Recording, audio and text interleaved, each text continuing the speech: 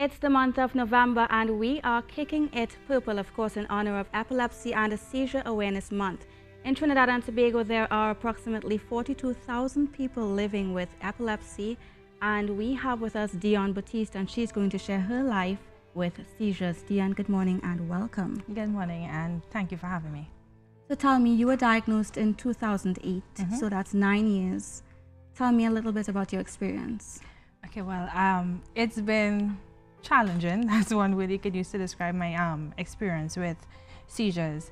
As I would have mentioned before, I had my first seizure on March 20th, 2008, and it totally derailed the entire course of my life. I mean, I had plans, I had goals, I had everything set in motion, but of course with seizures, because of the nature of the condition, a lot of things had to be put on hold and some things had to be cast aside entirely. One of those things would be driving. I am not allowed to drive with seizures for obvious reasons. And in 2008, you were how old at the time? 20, yeah. 20, so I would imagine 20, I mean, you're just beginning your adult life. And tell me specifically, what are some of the changes that you experienced? Well, at the time, I was a working student. I'm originally from South, but I was renting an apartment in the East. And it got so bad at one point that I had to move back home. So I spent a year back home because I would have as many as 45 seizures in one day. So that made it impossible for me to live alone and work and go to school. We were speaking and you were telling me there are a lot of misconceptions about seizures, epilepsy. In your experience, of course, as we mentioned, you've been living with this 9 years now. What do you think are some of the biggest misconceptions that people have? I think some people think that seizures are contagious. I say that because in my own experience, I lost a lot of friends. When I was initially diagnosed, people didn't really seem to understand the nature of the condition. And people that I thought were like really good friends, diehard friends, they just fell away. So they would stop calling, and when I would call, they'd stop answering. They wouldn't come to visit, and even if I end up in the same space with them, they wouldn't acknowledge me or anything like that. And it's only a few years afterwards I realized that they just couldn't deal with, I guess, the new Dionne. Now I want to backtrack a little bit. You mentioned 2008 March. Tell me about your first episode. I was in RBC Independence Square with my mom. I was in the line and she was sitting at the side waiting for me, and she told me that someone nudged her and said, excuse, is that young lady with you? And when she looked over, I was on the ground. She said I was convulsing and I was frothing through the mouth.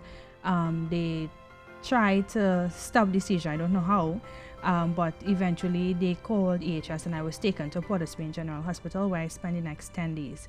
Even though I had my first seizure on that day, I wasn't officially diagnosed until a little over a year later.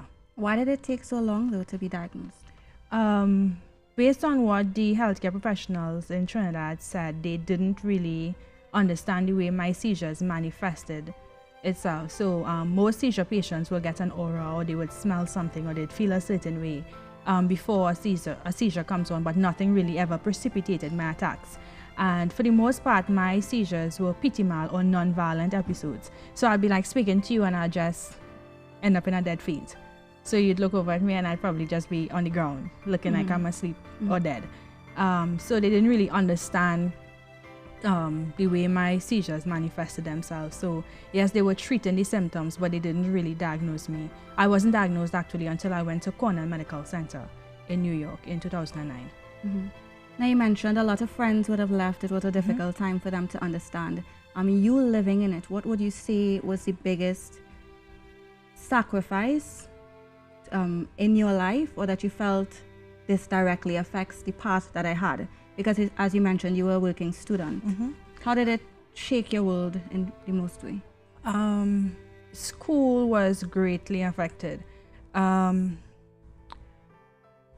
I was diagnosed with seizures, I went into the school. I went to school admin. I was enrolled at CUC, Caribbean Union College, now USC, at the time. And I guess because they didn't understand the gravity of the situation, or because they understood it and they didn't think that they were equipped to deal with somebody in my condition, they refused to allow me to register to continue medication. I think that was the source of like major depression for me for quite a while, because a lot of the plans that I had for myself hinged on me graduating within a certain period of time.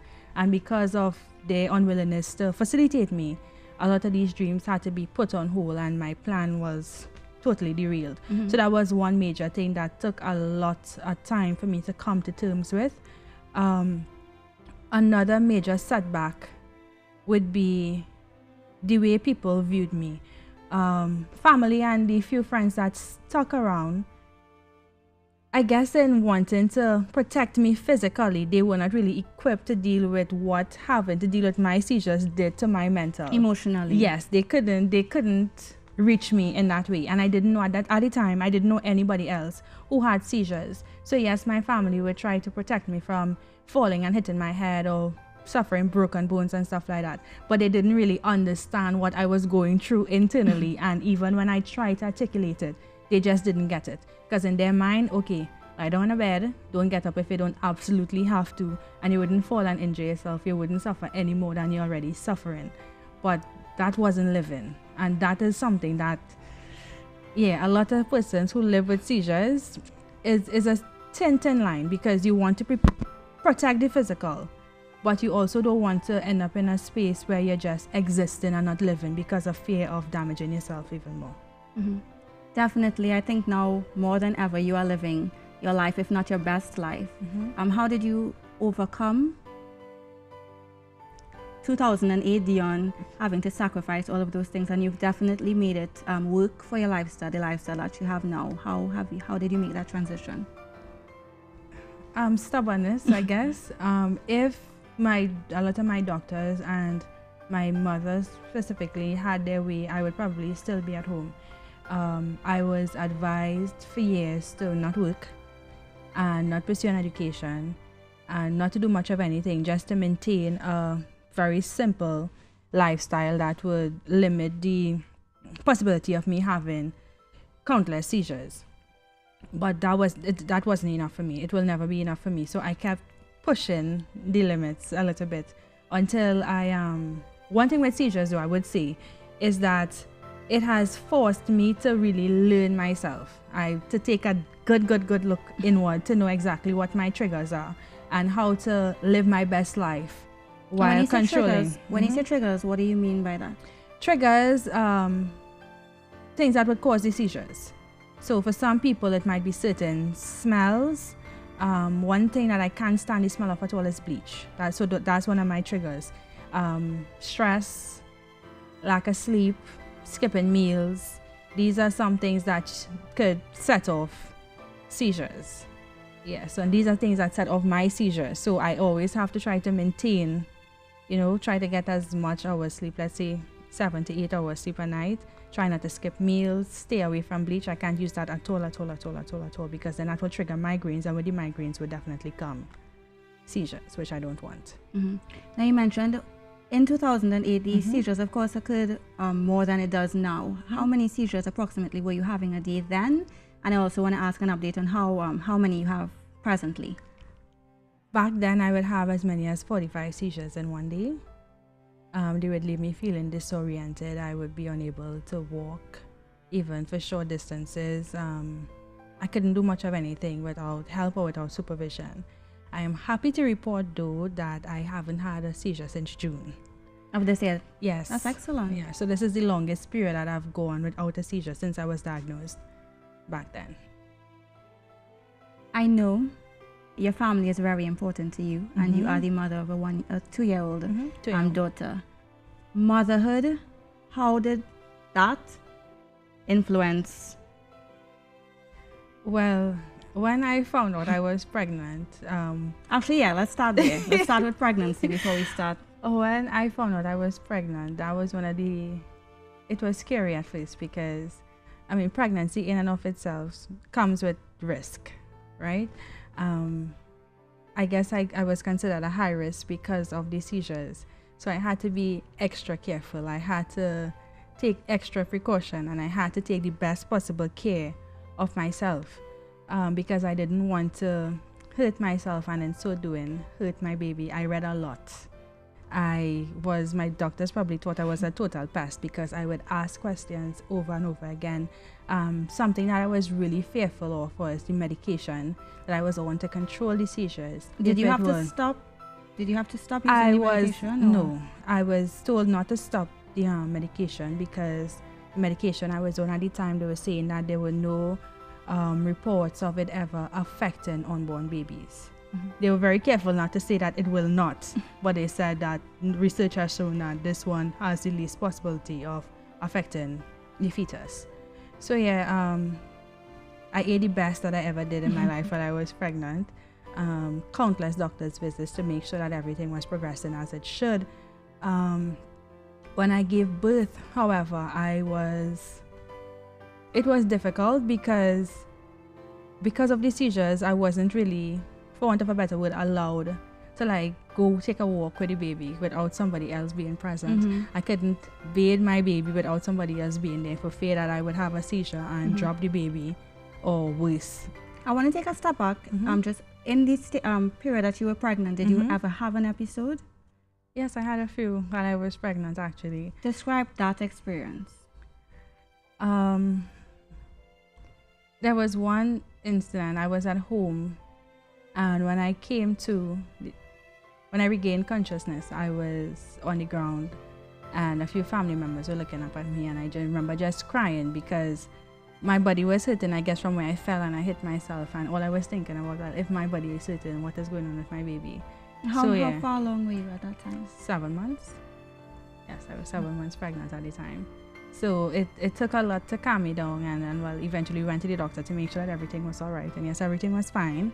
But it's just the thought that because of something that's happening to me, I could possibly hurt this baby that I love so much, this baby that I just want to protect with every fiber of my being. That was a lot to deal with. Now, right, so we spoke about pregnancy, motherhood. You were sharing, of course, it might be a sad thing as a new mother. It's your first baby. You want to do all of these things and you require some sort of assistance. Did it challenge you, or how did you learn to cope with it? It challenged me to do my best to get better, because I want to be the best possible me for my baby. I want to be around for my daughter. I want to see my daughter grow up, and I just don't want to be like a silent bystander. I want to participate in her life. So I just continue to do my own research and to pay attention to my body, because your body tells you stuff if you pay attention, to ensure that I was doing right by myself, so in turn I could do right by her. You mentioned silent. You didn't want to be silent. And it's 9 years now, and you've taken the decision to speak about your condition publicly. What was the inspiration from? You went through this in 2008. You learned to adapt your lifestyle, live, and now you are being vocal about it on a public forum. What is the inspiration for you to actually want to talk about your story? As difficult as I thought I had it, I've come to realize that there are persons who live with seizures right now that have it even worse than I had it back then. And people I've come to realize are drawing strength from the bits of my story that I've shared so far. One woman reached out and she was telling me that she's battling with her teenage daughter who is suicidal because she's depressed. Why is she depressed? Because she wants to go to school, she wants to work, but she can't. She can't go to school because the university that she had enrolled in, they don't have anything in place to facilitate her if she were to have episodes at school. She can't work because the workplace is not equipped. People aren't aware of simple seizure first aid. They're not aware of exactly what seizures are, so they don't know how to treat with it. And quite frankly, not very many employers or even school administrators are willing to consider taking on, persons who are thus afflicted. So this young lady is at home just existing, days going by, weeks, months, and she just can't do anything. And that's how she's thinking it's going to be for the foreseeable future. So in sharing your story, what do you think is the most rewarding thing thus far? Having these people message me saying that they now feel that they're no longer alone.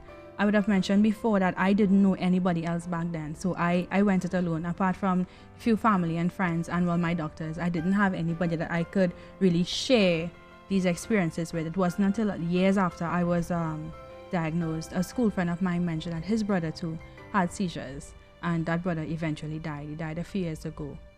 with seizures, right? And I think community is so important with anything that Yes. you're struggling with, to actually know that there's somebody who lives this, who has walked this, and even in you becoming public now, that people can actually see that this is something that you can live with, that you can overcome.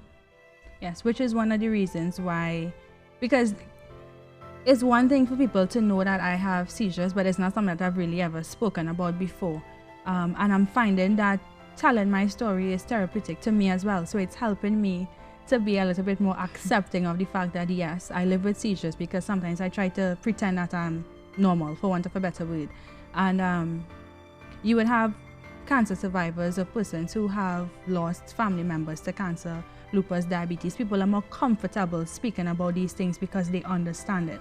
So I think we need to reach a point in Trinidad and Tobago where people understand exactly what seizures are, what epilepsy is, and we need to form a community so persons who are diagnosed, or even the family members of persons who are diagnosed with seizures, know that they are not alone. We need to form support groups and support networks. That is very, very, very important. Definitely, because I think education is most important. I think a lot of times if people are ignorant about something, you don't know how to approach it, you're naturally going to shy away from it. So definitely you're exactly right about that. I mean, you have been living with seizures for 9 years. I feel like we said that a lot. In your present life, you're also a journalist. You work a lot with people, and your job isn't something that you commit to like a 9 to 5 by a desk. You go out and you interact with a lot of people. So you have a quite active lifestyle.